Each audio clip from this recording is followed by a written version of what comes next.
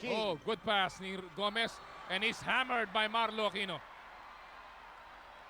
They're not giving any layups and weak fouls here, Dr. J. Well, nag-backdoor play yun. Tinulak ni Holland Conti si King, kaya he was able to get the lob pass. Marlo tried to help out, but that was a hard foul. Oh, yes. He pushes off a little bit, kaya nga nawala doon si King. That's clear there. Dumating ngayon si Marlo rito at malakas na foul yan.